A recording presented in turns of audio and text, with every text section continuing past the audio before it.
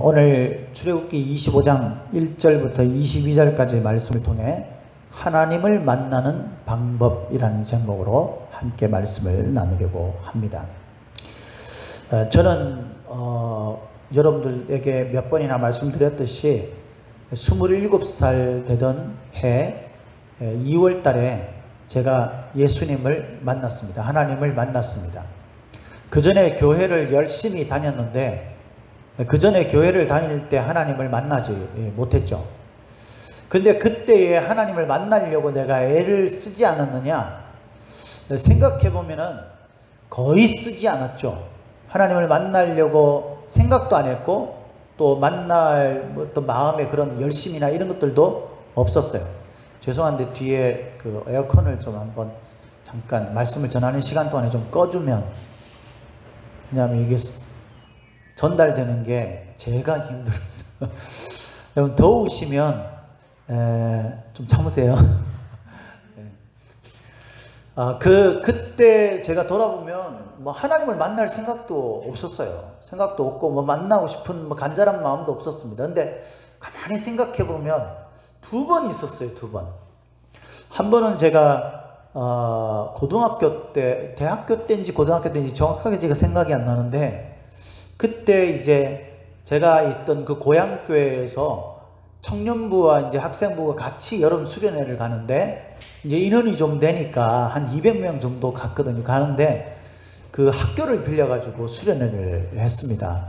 그래서 학교를 빌려서 이제 그 수련회를 했는데, 그때 그 우리를 인도했던 부교육자 되시는 목사님이 이제 사람들을 흩어져서 밤에 기도를 시켰어요. 근데 저희 작은 형님이 그때는 저보다도 신앙이 좋았습니다. 지금은 신앙생활 좀 엉망으로 해가지고 제가 연락할 때마다 교회 좀 똑바로 다니라고 그렇게 제가 이야기를 하는데, 그때는 저희 작은 형님 때문에 사실 제가 교회를 나가게 된 거거든요. 그래서 그때 기도를 하는데 저희 작은 형님이 오셔가지고 제가 뭘 어떻게 기도해야 될지도 모르고 뭐 그랬을 때인데, 이제 우리 가정을 위해서 이제 기도하자 그렇게 얘기하면서 우리 아버지를 위해서도 기도하고, 뭐 그때는 저희 어머니도 교회를 안 다니셨을 때예요. 근데 좀 엄마를 위해서도 기도하고 좀 가족을 위해서 기도를 좀 하자 그렇게 이제 이야기를 해가지고, 이제 좀 저희 작은 형님은 저기 좀 이제 떨어져 가지고 기도를 하시고, 저는 이제 밤 깜깜한 밤에 운동장에서 그렇게 이제 기도를 합니다. 다른 사람들의 기도 소리도 막 들리고 그러는데, 제가 기도를 하는데 뭘 어떻게 기도해야 될지 압니까? 그런데 이제 가족을 위해서 기도하자 하니까 저희 아버지를 위해서도 기도하고 저희 어머니를 위해서도, 잘 모르지만 어머니를 도와주세요 이러면서 기도를 하는데, 갑자기 속에서부터 울컥하는 게 막 쏟아나는 거예요. 그래서 그때 영문도 모르고 울었어요.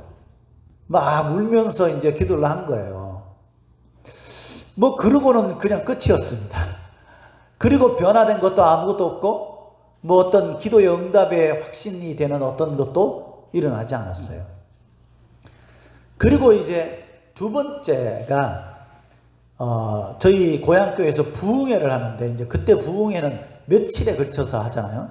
근데 이제 저녁 집회 때 어쩌다 보니까 부흥 집회를 나갔어요. 제가 나가가지고 거기서 이제 마지막 날 밤이었던 걸로 생각이 되는데, 그때 이제 부흥 강사님이 옛날에 그런 거 많이 시켰어요. 자, 손을 다 들어봅시다. 그리고 이제 손을 다 이렇게 들으면 눈을 감고 여러분 한번 생각을 해보십시오. 내가 얼마나 하나님을 떠난 죄인인지를 잘 생각해 보십시오. 그러면서 우리 다 같이 찬양을 부릅시다 이러면서 불렀던, 여러분들이 너무 잘 아는 전부 여지없어서, 그걸 반주도 없이 그렇게 이제 사람들이 확 부르는데, 부흥회 그러면 그때는 막 미어 터졌어요, 사람들이.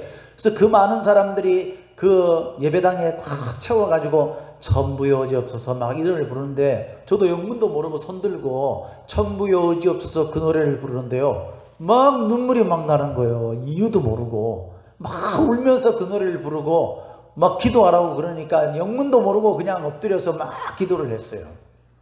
아무 일도 일어나지 않았습니다. 그리고 저는 제 삶에 뭐 희망도 소망도 보이지 않았고, 여러분들에게 간증한 것처럼 저는 그냥 일찌감치 그냥 내 멋대로 좀 살다가 빨리 죽으면 되겠다 생각을 하고, 대학도 3학년까지 다니고 그냥 때려친다 생각하고 도피성으로 군대를 갔다가 와서 직장에 취직을 했어요. 그리고 돈 벌어서 내가 쓰고 싶은 대로 쓰다가 일찍 죽어야지, 그런 생각만 가지고 있다가 제가 하나님을 만났어요. 그리고 제 삶에 변화가 일어난 거예요. 그 이후에도 제가 형편없이 산 때가 있었지만 분명한 것은 제가 2월 17일 그날을 잊지를 못해요. 그 날짜도 기억을 합니다. 그때 주님을 만나고 그 다음 날부로 제 삶의 변화가 일어났어요. 제 생각과 가치관과 제 삶의 목적과 목표, 이 모든 것들이 바뀌었습니다. 여러분, 하나님을 만나면 무슨 일이 일어날 것 같습니까? 여러분들의 소원이 이루어질 것 같습니까? 여러분들이 고민하던 문제, 그 걱정거리들이 해결될 것 같습니까? 여러분, 성경에 보면 심은 대로 거둔다는 말이 있잖아요. 그죠? 하나님을 만났을 때에 내가 게으르게 아무것도 심지 않은 가운데서 무언가를 거두는 것은 기대하지 마십시오. 여러분들이 애쓰고 땀 흘린 만큼의 결실을 거둘 거예요. 그게 하나님의 공의의 법칙이에요. 기적은 어떻게 일어나냐 하면요, 내가 변하는 거예요. 내 삶이 바뀌는 겁니다. 내가 좋아하던 것들이 바뀌고요, 내가 왜 사는지 그 이유가 바뀌고, 그렇기 때문에 내가 삶에 대한 열심이나 태도가 바뀌는 거예요. 마음 씀씀이가 바뀌고요, 생각하는 관점이 바뀌는 거예요. 그럴 때 하나님께서 그 속에 역사하셔서 비록 내가 애쓰고 노력했지만 힘에 못 미치는 것들이 하나님의 기적으로 풀어지고 해결되는 거예요. 할렐루야. 하나님을 만나면 이런 변화가 일어나는 겁니다. 내가 예수님을 믿고 교회를 다닌 지 10년이 지나고 20년이 되는데도 내 삶의 변화와 가치와 내 삶의 목적과 목표가 달라지지 않고 있다 그러면 하나님을 만나지 못한 거예요. 착각하면 안 돼요. 하나님을 만나면 바뀌어요. 어떤 시기든지 바뀝니다. 성도들은요, 사실 세상 사람들과 똑같은 마음을 가지고 똑같은 목적으로 사는 사람들이 아니잖아요. 왜냐하면 변화된 사람들이기 때문에. 다른 사람들이에요. 그래서 성도를 구별된 자라고 하는 거예요. 믿습니까? 그래서 저와 여러분들이 세상 사람들처럼 돈 잘 벌고 우리 가족이 풍요롭고 형편이 펴지고 문제가 해결되어지고 내 자녀들이 승승장구하고 이게 내 삶의 가장 중요한 목적과 가치가 된다면 그건 그리스도인이 아닌 겁니다.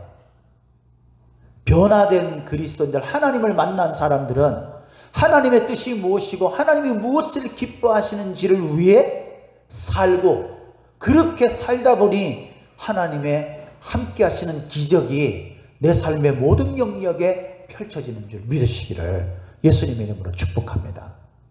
그래서 성도들은요, 첫 번째도 두 번째도 세 번째도 꿈에도 소원이 뭐냐면 하나님 만나는 게 돼야 되는 거예요.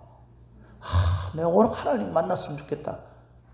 요즘 내가 하나님이 좀 희미해지는데 내가 하나님 좀 만났으면 좋겠다. 이게 성도들의 간절한 소원이 되어야 되는 거예요. 왜냐하면 그래야 모든 것이 변하기 때문에. 그래서 여러분, 하나님을 만나는 것이 성도들의 소원이 되어야 돼요. 여러분들이 하나님을 만나면 여러분들의 인생이 어떻게 될 것이라고 한번 생각해 보십시오. 상상해 보십시오. 그러면 여러분, 하나님을 만나려면 어떻게 해야 되냐 이 말이죠. 가만히 있으면 하나님을 만나집니까? 성경에 보면 간절히 찾는 자가 나를 만날 것이요 라고 하나님께서 분명히 말씀하셨잖아요. 그러니까 간절히 찾아야 하나님을 만나는 거예요. 그런데 아무것도 안 해. 그리고 하나님이 나 좀 만나달라는 거예요. 그건 요행이에요. 요행. 하나님은 그런 요행과 함께 하시는 분이 아닙니다. 믿습니까? 하나님은 말씀대로 하나님을 간절히 찾아야 돼요. 어떻게 해요? 하나님을 가르쳐 주신, 하나님이 가르쳐 주신 하나님을 만나는 방법대로 하나님을 간절히 찾는 자가 오늘 이 시간에도 하나님을 만나는 줄 믿으시기를 예수님의 이름으로 축복합니다. 축복합니다. 자, 그래서 오늘 본문 말씀을 통해서 우리가 하나님을 만나는 방법을 알자라는 겁니다. 오늘 말씀은요, 성소를 짓게 하시는 하나님의 명령이에요. 26장에 들어가면 성소보다도 좀 더 규모가 큰 성막, 성소는 그 안에 포함되어 있는 거죠. 성막을 짓게 하시는 하나님의 명령이 나옵니다. 여러분, 하나님께서 율법을 주실 때 십계명에 대해서, 그리고 이스라엘 공동체에 대한 법에 대해서 이야기를 하고 난 다음에 우선적으로 주신 말씀이 뭐냐면 성소를 짓게 하셨다는 거예요. 그러면서 이렇게 말씀합니다. 우리 성경을 한번 보겠습니다. 8절 같이 한 목소리로 읽도록 하겠습니다. 8절 시작. 다시 출애굽기 25장 8절 시작.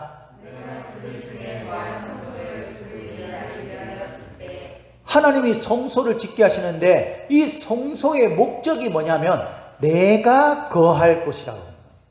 하나님이 거하시는 곳인 성소를 이스라엘 백성들이 짓게 한 거예요. 그러니까 하나님을 만나려면 하나님이 거하시는 곳에 가야 되잖아요. 그러니까 성소가 하나님이 거하시는 곳이에요. 그래서 22절에는 이렇게 이야기합니다. 22절을 우리 같이 한 목소리로 읽도록 하겠습니다. 시작.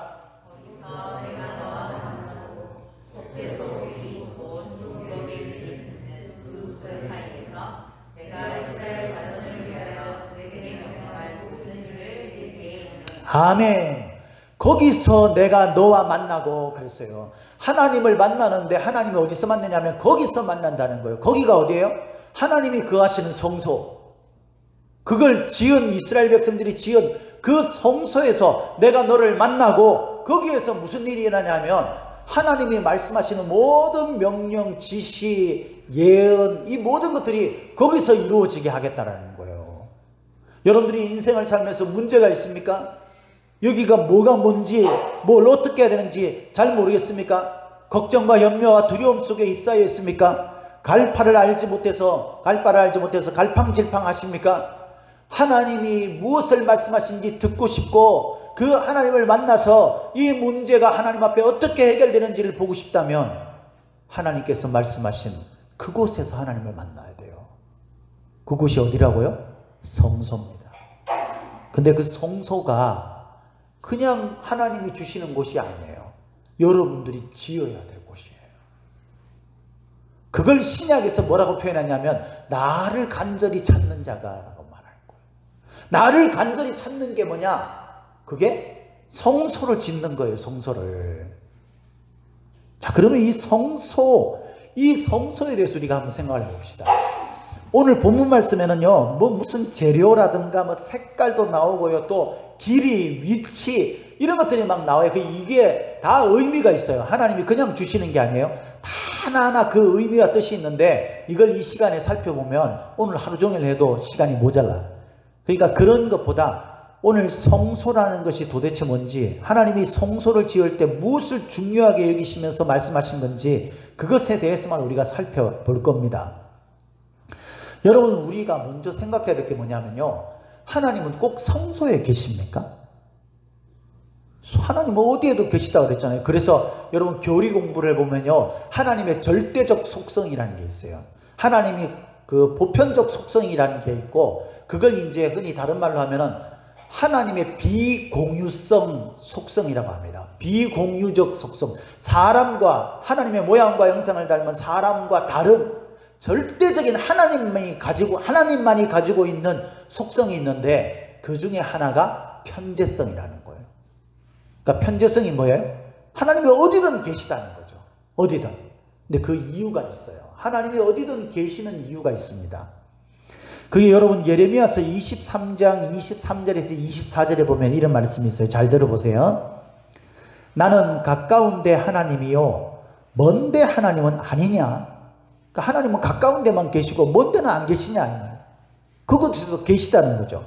나 여호와가 말하노라, 사람이 내게 보이지 아니하려고 누가 자기를 은밀한 곳에 숨길 수 있겠느냐. 아무리 사람이 하나님 눈피해서 은밀한 곳에 숨어도 숨길 수 없다라는 거잖아요. 숨길 수 없어요. 그러면서 이렇게 합니다. 나 여호와가 말하노라, 나는 천지에 충만하지 아니하냐 그랬어요. 하나님은 천지 만물에 충만하다. 충만하다는 거예요. 가득 차 있다 이 말이죠. 충만하다는 것이. 그게 왜 그러냐면요, 여러분, 창세기 때부터 하나님께서는 우주 만물을 창조하시면서 그게 뭐라고 그랬어요? 창세기에 대해서 이전에 우리가 한번 살펴볼 때 그때 그 뜻이 뭐라고 그랬습니까? 하나님의 성령이 수면 위를 운행하시다라는 것이 뭐라고 그랬어요? 물 위를 하나님께서 뭔가 막 쫙 날아다니면서 막 그렇게 하는 게 아니라 닭이 계란을 가슴에 품고 그것을 돌리다라는 뜻이라고 했죠. 그죠? 그러니까 하나님은 우주 만물보다 크신 분이에요. 그래서 여러분들이 익히 들어서 잘 알고 있는 그 옛말이 뭐예요? 부처님 손바닥 안에 손오공이라. 아무리 돌아다녀도 손바닥 아닌 거예요.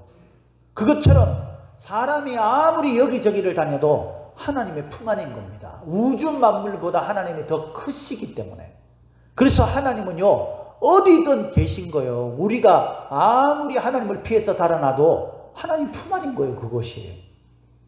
그래서 하나님은 어디에도 계셔요. 그러면 하나님을 어디에도 만날 수 있습니까? 그렇습니다. 여러분들이 작정을 하시면 성소는 꼭 이 예배당뿐만 아니라 여러분들의 가정이 될 수도 있고 직장이 될 수도 있고 여러분들이 어떤 곳이든지 그곳이 성소가 될 수 있어요. 그래서 여러분, 이 구약의 성소의 개념이 신약에서는 바뀌죠. 그죠? 구약에는 성소가 성전을 의미합니다. 예배당을 의미했어요. 그런데 구약에도 그런 개념이 있어요. 있기는. 그러나 신약에 예수님께서 휘장을 가르치고 그러시면서 신약 성경에는 우리 자신이 하나님의 성소라고 가르쳤어요. 그래서 고린도전서 3장 16절에 이렇게 말합니다. 너희는 너희가 하나님의 성전인 것과 하나님의 성령이 너희 안에 계시는 것을 알지 못하느냐 그랬어요. 그러니까 여러분 자신이 성소인 거예요. 여러분 자신이 성소이기 때문에 오늘 8절 말씀에 의하면 하나님이 여러분 안에 거하시는 겁니다. 할렐루야. 여러분 자신이 하나님의 전이에요. 그럼 한번 생각해 보세요. 하나님이 지금 내 안에 계시고 내가 하나님의 전인데 여러분 하나님이 싫어하는 장소, 하나님이 싫어하는 행동을 하고 있는 거야. 내 안에 하나님을 모시고. 그게 말이 되는 소리입니까? 여러분, 아이들이 뭐 부모님 몰래 딴짓 하잖아요. 한번 들켜가지고 엄마한테 막 혼났어, 아빠한테 막 혼났어. 애들이 그 다음에는 어떻게 해요? 안 하는 게 아니라 눈 피해서 하죠. 근데 그게 마치 뭐가 같으냐면요, 엄마 아빠를 데리고 다니면서 나쁜 짓 다 하는 거야. 엄마 아빠가 하지 말라는 짓 다 하는 거죠. 똑같은 거예요. 여러분 자신의 삶이 여러분 자신이 하나님의 성소라면, 그곳에 하나님이 거하신다면요, 여러분 우리의 삶이 달라질 수밖에 없는 거예요. 달라져야 하는 거예요. 또 에베소서 2장 22절에 그래서 우리가 너무나 잘 아는 말씀이 있잖아요. 너희도 성령 안에서 하나님이 거하실 초소가 되기 위하여, 하나님이 우리 안에 거하는 하나님의 성소가 되기 위해서 뭐 한다 그랬어요? 예수 그리스도 안에서 함께 지어져 간다, 세워져 간다, 그렇게 말씀하고 있는 거예요. 그래서 저와 여러분들은요, 함께 하나님의 성소로 지금 지어져 가는 겁니다. 잘못된 것들을 제거해 나가고 이러면서 하나님의 온전한 성소로 지금 지어져 가는 거예요. 자, 이 시점에 뭐를 하나 보여드리도록 하겠습니다. 이거 파워포인트를 잠깐 이렇게 내려주시겠어요? 그 다음에 제가 마우스 있으니까 제가 할게요. 마우스 있으니까.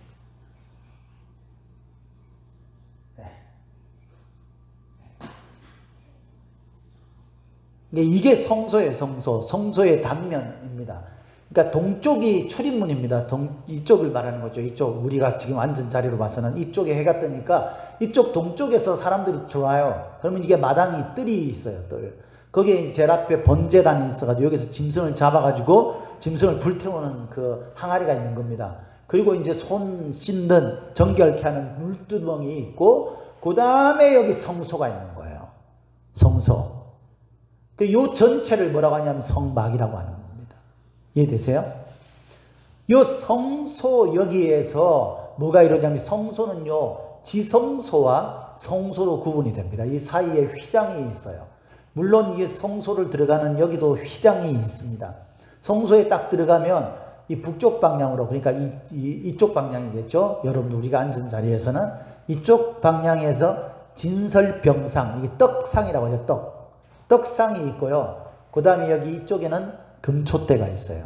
불을 켜는 금촛대가 있고, 그 다음에 그 앞부분에는 하나님 앞에 향을 피우는 향제단이 있습니다. 그리고 이제 휘장이 가려져 있고, 이 휘장 안에 언약궤, 증거궤라고 오늘 본문에는 나와 있죠. 이 언약궤가 있어요. 이게 이제 사각형의 상자인 거죠.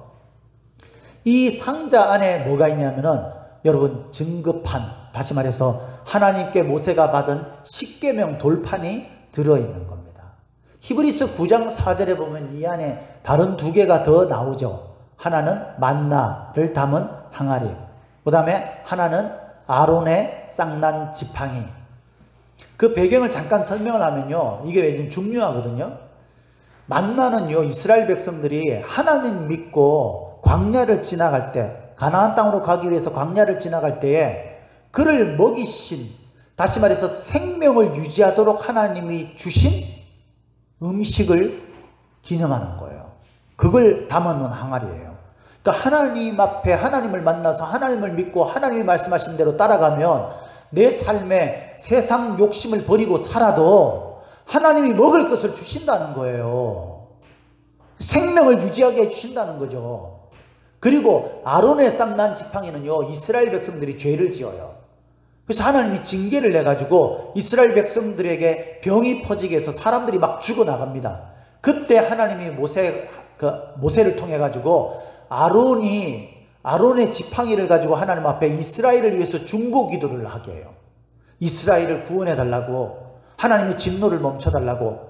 그때 하나님께서 그 기도를 들으시고 죄를 용서해 주시면서 죽이시던 질병을 없게 하시는, 그것의 증표로요, 마른 막대기, 죽어있는 그 막대기에 생명이 돋아나게 한 거예요. 그래서 싹이 나게 한 겁니다. 그걸 그대로 저 언약궤 안에다가 담궈둔 거예요. 거기서 말하는 게 뭐냐, 곧 생명인 거예요. 생명. 하나님의 생명을 유지하도록 만나를 주신 것과 죄 때문에 죽을 수밖에 없는 인생을 구원하신 하나님의 그 생명으로 구원하신 그 싹이 난 생명이 있는 그 지팡이를 같이 넣어놓은 거예요. 그게 무엇으로 가능하다는 겁니까? 증거판, 십계명판, 다시 말해서 오늘날로 말하면 하나님의 말씀으로 가능하다는 거예요. 그래서 그 세 가지를 저 언약궤 안에다 넣은 거예요. 그 여기에 이 이스라엘 백성들이요, 제사장들만 성소 안에 들어갈 수 있었어요. 백성들은 뜰에만 있는 겁니다. 구별된 사람만 들어가요. 근데 이 지성소 안에는요, 1년에 딱 한 번 대속죄일이라고 그러는데, 그때 딱 한 번 대제사장만, 제사장 중에서도 아무나 들어가면 죽어요. 대제사장 혼자 몸을 정결하게 하고 하나님 앞에 거룩의 예식을 치른 후에 거룩하다 인정을 받으면 들어갈 수 있어요. 안 그러면 죽었어요. 그런데 예수님께서 이 휘장을 찢으신 겁니다. 그래서 이제는 누구나, 저와 여러분들이 하나님을 믿고 하나님을 만나고 싶으면 모두가 이 안에 들어갈 수 있는 거예요. 그 속에서 하나님 앞에 올바른 주님이 가르쳐주신 예법을 통해 하나님의 말씀 가운데서 하나님의 생명을 얻을 수 있게 된 것이 바로 그리스도께서 우리에게 놓아주신 구원의 길이에요. 이걸 믿는 것이 성도들인 거예요. 이걸 좀 더 다르게 표현하면 이렇게 되어 있어요. 이게 이제 자른 거죠. 좀 입체적으로. 그래서 여기 휘장이 있고 이 안에 들어가면 성소, 그래서 여기 진설병, 그죠? 떡상이 있고 여기 촛대가 있죠. 그리고 여기가 향제단, 그리고 이 안에 언약궤가 이런 모양으로 있는 겁니다. 이해되시죠?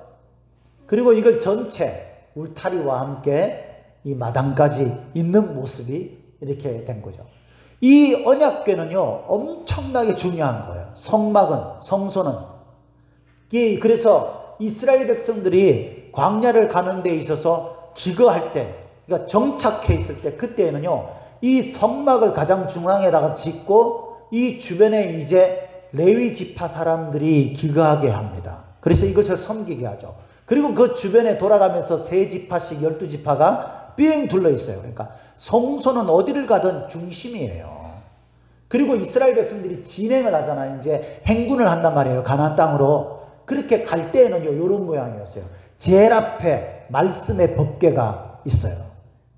그리고 그 뒤를 이스라엘 백성들의 지파가 따르고 중간중간에 레위 지파가 성소를 분리해가지고 그걸 각각 짊어지고 따릅니다.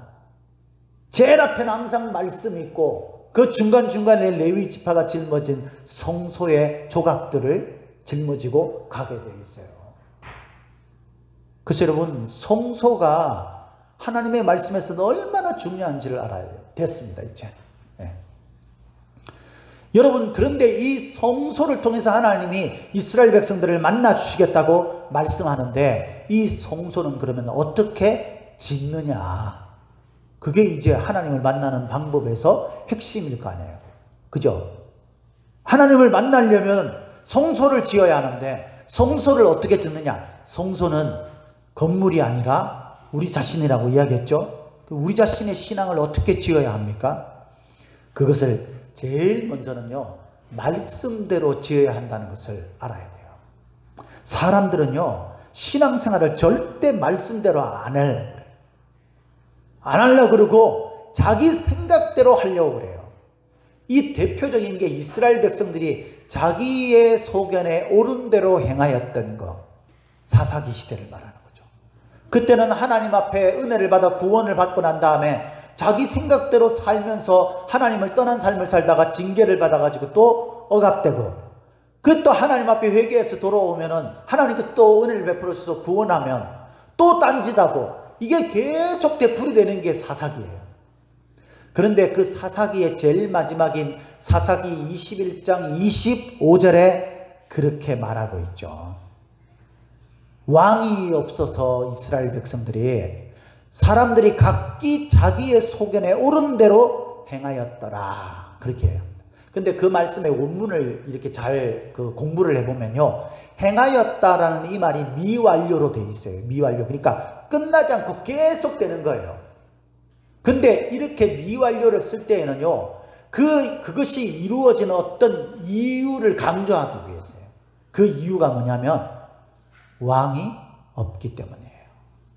왕이 없기 때문에 왕이 계시면 왕이 명령대로 따라야 되는 거죠. 근데 왕이 없으니까 자기의 소견에 좋은 대로 옳은 대로 하는 거예요. 각자가 왕이 되는 거죠. 이게 오늘날 그리스도인들이에요. 우리가 왜 말씀대로 못 사느냐? 나는 말씀대로 살려고 하는데 잘 안 돼. 지금 형편이 그렇지 않아. 그게 이유가 아니에요. 이유는 딱 한 가지밖에 없어요. 뭡니까? 나에게 왕이 없는 거예요. 하나님이 나의 왕, 만왕의 왕이라고 이야기하는 그 예수님이 나의 왕인, 내가 주님이라고 고백하는 그 주님이 있어야 되는데 나한테 그 주님이 없는 거죠. 그러니까 말씀대로 그 주님이 말씀하시는, 왕이 명령하는 명령대로 안 사는 거예요. 각자가 왕이 되어서 내가 원하는 대로 하는 거죠. 신앙생활도 이렇게 해요. 말씀이 가르치는 대로 하나님의 성소가 지어져 가야 되는데, 성소를 짓는데 내가 이렇게 하면 더 예쁜데, 내가 이렇게 하면 더 멋진데, 그래가지고 규격이고 재료고 뭐고 다 바꿔가지고 짓는 겁니다. 그 성소에 하나님이 거하실 리가 없는 거죠. 아무렇게나 지어도 하나님께서 거하신다면 하나님이 이런 명령을 주셨겠어요? 위치나 규격까지 다 일일이 색깔까지 맞춰서 하나님이 이런 말씀을 주신 이유는 이대로 해야 내가 거기에 거한다는 거예요. 근데 사람들이요, 하나님을 나의 주라고 생각하지 않는 겁니다. 교회를 10년 다녀도 20년 다녀도 나의 주님이 없어요. 그러니까 내가 생각하는 대로 나는 신앙생활 하는 거야. 그리고 하나님 앞에, 하나님 왜 나와 함께 하지 않습니까? 내가 하나님을 만나고 싶은데 하나님을 만날 수 없습니다라고 말하는 게 이상한 거 아니냐, 그 말입니다. 그게 잘못된 거죠. 하나님을 만나려면 하나님이 원하시는, 하나님이 말씀하시는 대로 우리의 성소를 지으시기를 예수님의 이름으로 축복합니다. 하나님이 말씀하시는 그것을 이야기하면서 요한계시록 17장에 보면요, 이런 말씀이 나와요. 17장 17절에 이는 하나님이 자기 뜻대로 할 마음을 그들에게 주사 한 뜻을 이루게. 이게 무슨 말이냐면 사람들이 자기 뜻대로, 하나님의 뜻이 아니라 자기 뜻대로 하는 것을 하나님이 허용하신다는 겁니다. 내버려 두는 거예요. 근데 그 뒤에 이렇게 되어 있어요. 자기 뜻대로 할 마음을 그들에게 주사 한 뜻을 이루게 하시고 그들의 나라를 그 짐승에게 주게 하시되. 이게 무슨 말입니까? 사탄에게 그 나라가 주어진다는 거예요. 그러니까 하나님이 심판하실 사람은요, 하나님의 말씀대로 따르는 게 아니라 자기 뜻대로 하게 내버려 둔다는 거예요. 참 무서운 말 아닙니까, 여러분? 그러니까 하나님의 말씀대로 하는 것이 정말 중요한 거예요. 증거궤라는 것은요, 언약궤를 말하는 거죠. 언약궤. 그 말씀의 궤예요. 말씀의 궤. 그게 있어야 되는 거예요. 내 성소 안에 가장 중요한 부분에 하나님의 말씀이 있어야 되는 겁니다. 성소는 반드시 하나님의 말씀을 듣고 말씀대로 함으로 인해서 지어져 가는 거예요. 제가 아침 되면요, 매일 아침에 제가 커피를 마십니다. 제가 하루에 한 2잔 정도 마시는데 거의 2잔을 마셔요. 근데 아침에 이제 아침밥을 먹고 난 다음에 항상 커피를 마셔요. 이제 커피 드립할 커피가 있으면, 그 커피 갈아 놓은 게 있으면 그거를 탁 해가지고 제가 드립을 탁 해가지고요, 제가 의자에 딱 소파 쪽에 딱 앉아가지고 의자에 앉아서 커피를 탁 마셔요. 그러면 그 제가 앉는 자리 그 앞부분에 이제 한쪽에 TV가 있고 그 바로 옆에 TV 다이 위에 하나님의 약속의 말씀이 있어요. 2021년 하나님이 주신 올해의 약속의 말씀, 그 액자가 딱 있어요. 그래서 거기 앉으면요, 그게 늘 보이는 거예요. 그게 늘 보이는 겁니다. 제가 거기에 앉으면 거의 매일 빠지지 않고 그 요한일서 2장 5절 말씀을 제가 봐요. 그걸 쫙 읽습니다. 근데 몇 달 전에 갑자기 그걸 딱 읽는데 그 말씀이 한눈에 확 깨지는 거예요. 그 말씀이 기가 막힌 말씀이더라고요. 제가 한번 소개한 적이 있었는데 요한일서 2장 5절 말씀이 누구든지라는 말로 시작해요. 그러니까 이건 예외가 없는 거예요. 목사고 뭐고 필요 없어요. 내가 이제 교회 나오기 시작했다, 아무 상관없어요. 내가 이전에 잘못된 죄를 지었다, 상관없습니다. 지금 이 순간에 누구든지라는 말은 그 말이에요. 그러면서 뒤에 이렇게 돼 있어요. 그의 말씀을 지키는 자는, 말씀을 누구든지, 이전에 내가 죄 가운데 있었어도, 내가 이제 신앙생활을 같이 시작했어도, 20년 30년이 됐어도 아무 상관이 없이 누구든지 하나님의 말씀을 지키는 자가, 말씀을 지키는 자는 하나님의 사랑이 참으로, 이거는 그것밖에 없다라는 거죠. 진짜 그거다 이 말이에요. 그러면서 그 속에서 온전하게 되었나니, 하나님의 말씀을 지킬 때 그 속에서, 하나님의 말씀을 지키는 속에서 뭐가 일어나냐면요, 하나님의 사랑이 온전하게 되어진다는 거예요. 되었다는 거예요. 하나님의 말씀을 지킬 때 우리가 뭘 느끼냐면 하나님의 사랑을 느끼는 거예요. 그러면서 제일 마지막에 이렇게 되어 있습니다. 이로써 우리가 그의 안에 있는 줄을 아노라. 하나님의 품 안에 있다라는 거예요. 하나님의 보호하심을 받고 하나님을 만나고 있는 하나님의 품 안에 있다. 곧 그곳이 성소인 거죠. 네? 그 말씀이 꽉 꿰지면서 마음에 확 부딪혔어요. 하나님의 말씀을 지킬 때, 그때 내가 하나님의 사랑을 느끼는구나. 하나님이 나한테 돈을 주고 하나님이 나한테 문제를 해결해 줄 때 하나님의 사랑을 느낄 수도 있겠지만, 그것보다는 하나님의 말씀의 핵심은 뭐냐 하면, 하나님의 말씀대로 살 때, 하나님의 말씀을 붙들고 씨름할 때, 그때 하나님의 사랑이 느껴지게 되고, 그때 비로소 내가 하나님 안에 있는 거구나 라는 것을 확증하게 된다는, 확신하게 된다는 거예요. 할렐루야.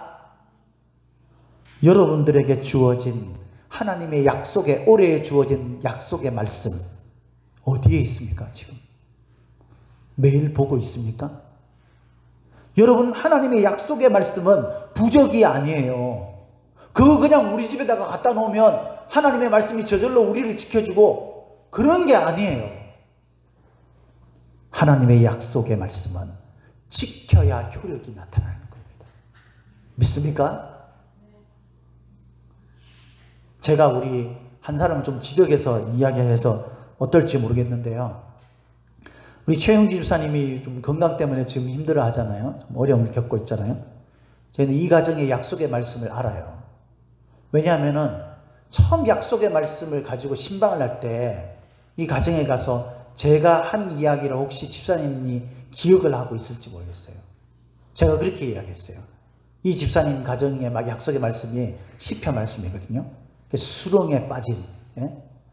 수렁에 빠졌는데 하나님께서 그거를 기가 막힐 웅덩이에 빠졌는데 그거를 건져주신다는 약속의 말씀이에요. 맞잖아요, 그죠? 이제 그때 신방할 때 그렇게 이야기했어요. 아유, 집사님, 집사님이 진짜 오랫동안 진짜 힘들고 괴로웠고 막 이 풀리지 않았던 어떤 거를 하나님께서 기가 막힐 방법으로 해결해 주실 것 같은데 제가 그랬어요. 생각나세요? 근데 그 약속의 말씀대로 대단하게 막 그 문제가 막 해결되고 그런 게 아니라 이 최 집사님이 덜컥 병이 걸리셨네. 그것도 우리가 막 아주 막 심각하진 않지만 그래도 좀 중한, 좀 걱정이 되는, 너무 걱정이 되잖아요. 하나님의 말씀이 뭐야 이게 도대체. 근데 하나님은요 기가 막힌 방법으로 하나님의 살아계신 것을 보여주신 거예요. 어쩌면 집사님 가정에 오랫동안 근심했던 어떤 문제가 해결되는 역사가 일어났을 수도 있고 앞으로 일어날 수도 있는 거예요. 저 그때 신방하면서 그 이야기를 했어요. 집사님이 병에 걸렸다고 이야기했을 때 처음에 걱정이 딱 됐는데 기도하면서 확신이 든 게 그거였어요. 이 병이 문제가 될 게 알 것 같다는 생각이 들었어요. 그래서 제가 집사님한테 얘기했죠. 집사님 걱정하지 마세요. 괜찮을 거예요.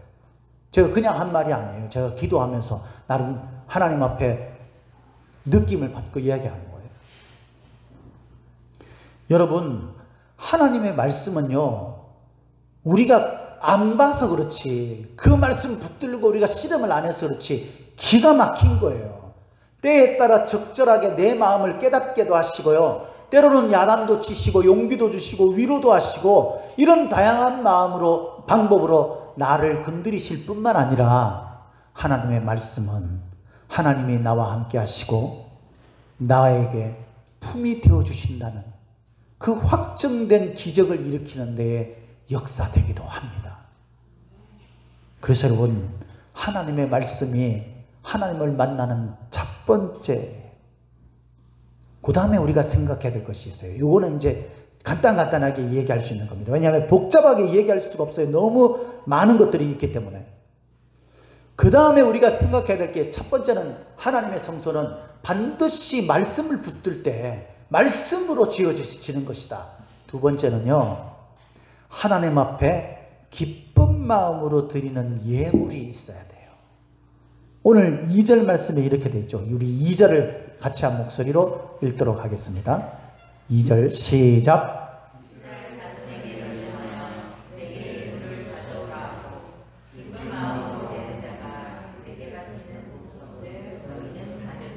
아멘. 하나님이 성소를 지으려고 하는데, 이 명령을 주시는데, 하나님이 성소를 짓기 위해서 제일 첫 번째 하도록 명령한 게 뭐냐면, 이스라엘 백성들이 기쁜 마음으로 예물을 드리는 거예요. 이 예물이 뭐냐면 성소를 짓는 데 쓰일 재료들이에요. 이걸 드리라는 거예요. 이런 설교를 하면요, 사람들이 욕합니다. 목사님이 또 돈 밝히는 설교를 하시네, 돈 이야기를 하시네, 헌금하라고 이야기하네. 여러분, 우리가 그렇게 이 말씀을 받으면 안 돼요. 여기서 기쁜 마음이라는 것이 굉장히 중요한 말입니다. 이게 원문에는요, 히드벤누 리보라고 되어 있어요. 이 말을 직역을 하면 그 마음에 자발적으로 드리는 것이란 뜻이에요. 그러니까 우리 마음에 자발적으로 하는 게 헌금이에요. 예수님은요, 과부의 2렙돈을 대단한 헌금으로 말씀을 하시면서 이보다 더 대단한 헌금이 없다, 이렇게 말씀하셨죠. 그죠? 그 이유는 과부의 2렙돈이 많기 때문이 아니었어요. 렙돈이라는 것은 굉장히 작은 단위예요. 그런데 예수님께서 뭐라고 하냐면 그가 가진 전부를 하나님 앞에 드린 것이다 그랬어요. 그러면 우리가 가진 그 액수를 많이 해가지고 많이 드리는 게 그게 기쁜 마음으로 자발적으로 드리는 것인가? 그게 아닙니다. 자발적으로 드린다라는 것을요, 성경의 다른 부분들에는 이렇게 되어 있어요. 고린도후서 8장 3절에 보면 이런 말씀이 나옵니다. 내가 증언하노니 그들이 힘대로 할 뿐 아니라 힘에 지나도록 자원하여.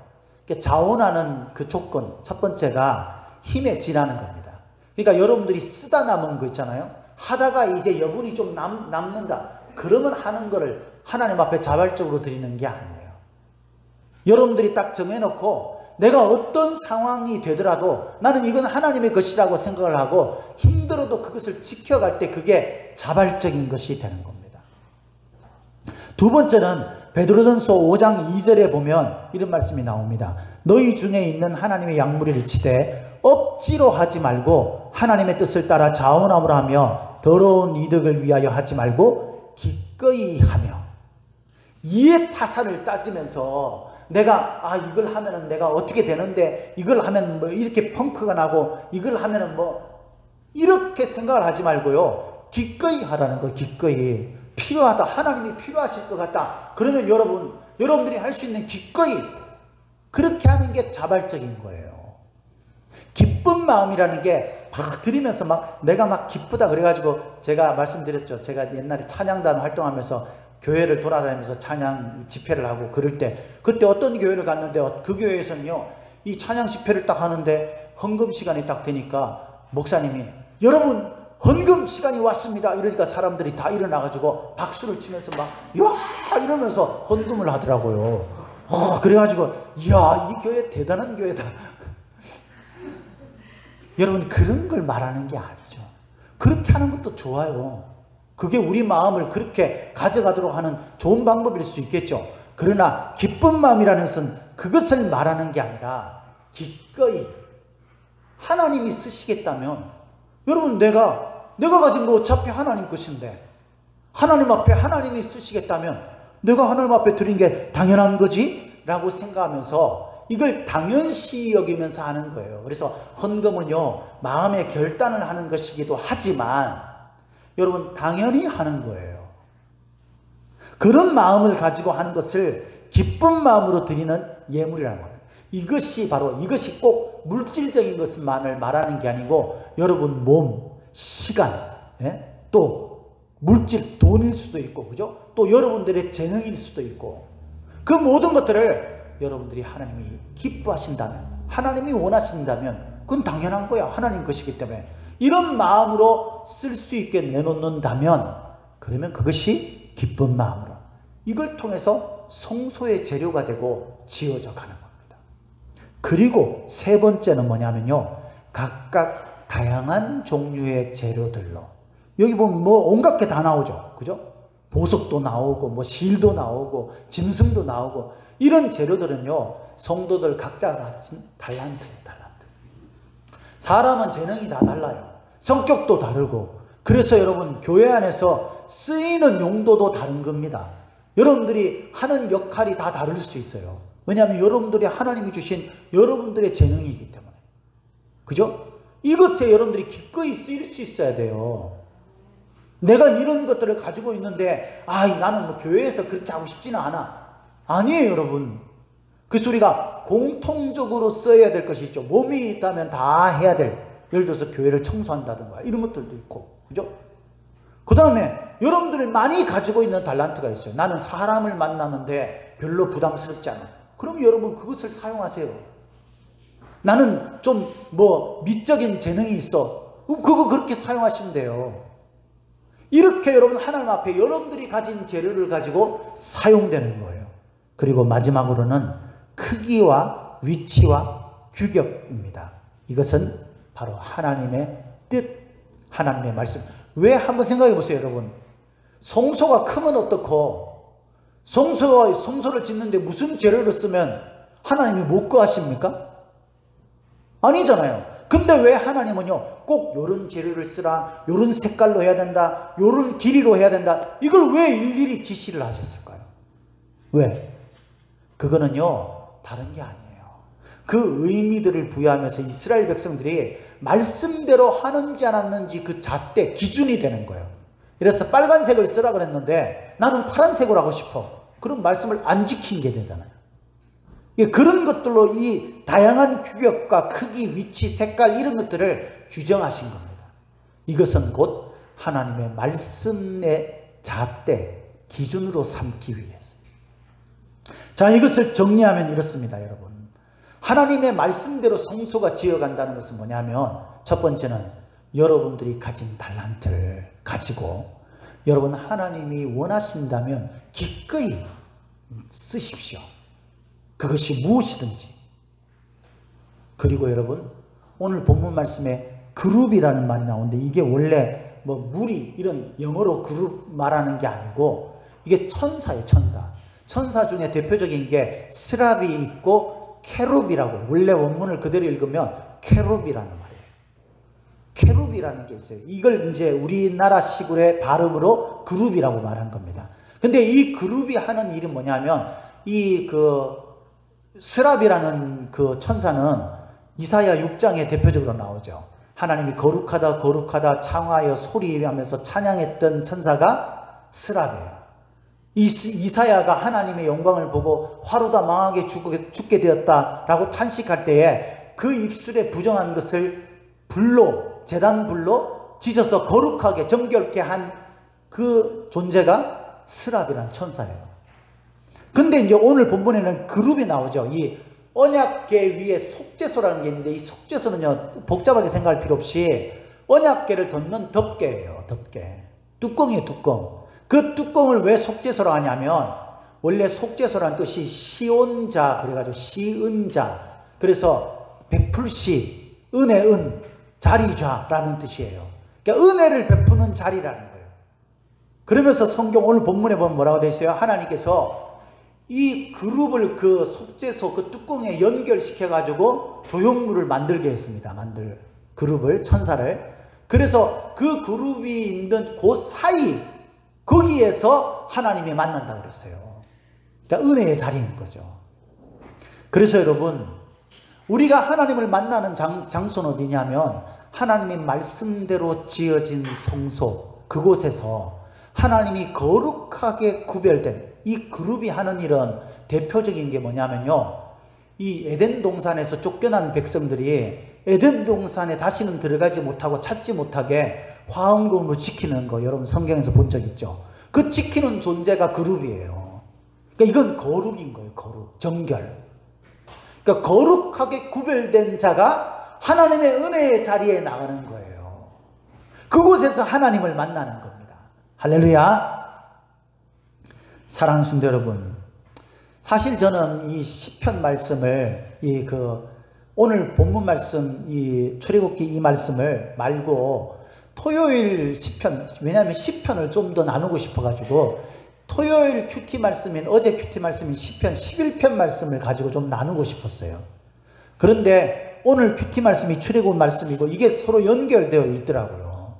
이 묵상하는 가운데. 그래서 오늘 큐티 말씀인 이 본문을 정한 거거든요. 근데 시편 11편 말씀에는요, 이런 말씀이 나옵니다. 이게 이제 결론과 연결이 되는데 우리 성경을 한번 찾아봅시다. 시편 11편. 오늘 설교가 조금 길죠. 예? 여러분들이 이해를 하시고, 왜냐하면 그 하나님을 만나는 굉장히 중요한 방법이기 때문에 시편 11편 찾으셨죠? 자, 먼저 4절을 보도록 하겠습니다. 4절. 시편 11편 4절을 같이 읽겠습니다. 시작. 여호와께서는 그의 성전에 계시고 여호와의 보좌는 하늘에 있으며 그의 눈이 인생을 통촉하시고 그의 안목이 그들을 감찰하였도다. 예, 하나님께서 인생들을 살펴보시고 감찰하시고 또 여기 도와주신다는 거죠. 통촉하신다는 것은 기도를 들으신다는 거예요. 그렇게 하시는데 그 하나님이 어디 계시다고 그랬어요? 성전에 계시고, 성전에 계시고 하나님의 보좌에 앉아 계시다 그랬어요. 근데 이 성전에 대해서 4절에 보면, 저기 3절에 보면 이렇게 이야기합니다. 3절. 터가 무너지면 의인이 무엇을 하랴. 하나님 앞에 죄사함을 받고 구별된 사람을 의인이라고 하잖아요. 근데 이 의인이 할 게 없다는 거예요. 해도 소용이 없다는 겁니다. 어떻게 될 때요? 터가 무너지면. 이 터가 뭐예요? 성전인 거예요, 성전. 하나님을 만나는 장소. 그곳이 무너지면 우리가 의인이라는 호칭을 받았어도 아무 소용이 없다는 거예요. 아무것도 할 게 없다는 거죠. 근데 이 터는요, 왜 무너지느냐가 중요한 거예요. 왜 무너지겠어요? 2절 우리 같이 한 목소리 읽도록 하겠습니다. 2절 시작.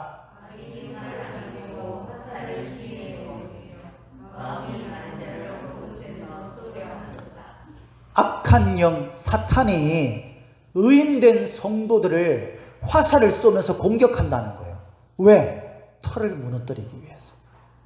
성전을 무너뜨리기 위해서, 우리의 성소를 무너뜨리기 위해서 악한 사탄이 화살을 쏘아서 공격을 한다는 거예요. 이게 성도들이 이 세상을 살면서 여러 가지 고난도 받고 시험도 받고 유혹도 받는 이유예요. 그 이유는 딱 하나밖에 없어요. 여러분들의 성소를 무너뜨리기 위해서, 하나님을 만나는 성소를 무너뜨리기 위해서, 하나님을 못 만나게 하기 위해서. 그러면 성도들이라고 해도, 의인이라고 해도 아무 소용이 없는 겁니다. 사랑하는 성도 여러분, 인생을 살면서 인생은요, 힘든 일의 연속이에요. 우리가 힘든 일을 만나게 되면 심란하죠. 이걸 내가 어떻게 이겨낼 수 있을까? 사실 심란하면 아무것도 할 수 없어요. 여러분 그렇잖아요. 마음이 막 심란하면요, 잠도 안 오고요, 우리가 뭔가에 집중하기가 힘들어요. 그러면 일도 안 풀리는 거예요. 해결될 수가 없어요. 그러나 그때일수록 터를 세워야 돼요. 성소를 세워야 되는 거예요. 우리를 공격하는 악한 마귀가 우리의 터를 무너뜨리고 있기 때문에 그 성소를 붙들고 우리가 씨름해야 되는 거예요. 여러분들이 시험을 만나고 문제가 해결되기를 바라고, 여러분들의 영이 하나님 앞에 온전히 붙들려 살기를 원하신다면 여러분들의 성소를 지으셔야 돼요. 성소가 무너지지 않도록 해야 돼요.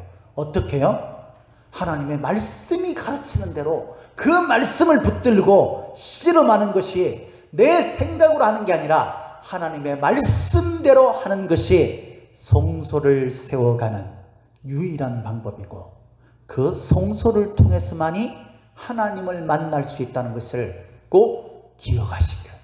그래서 성소를 온전히 세워서 하나님을 날마다 우리가 기쁨으로 만날 수 있는 저와 여러분들이 되시기를 예수님의 이름으로 축복합니다. 축복합니다.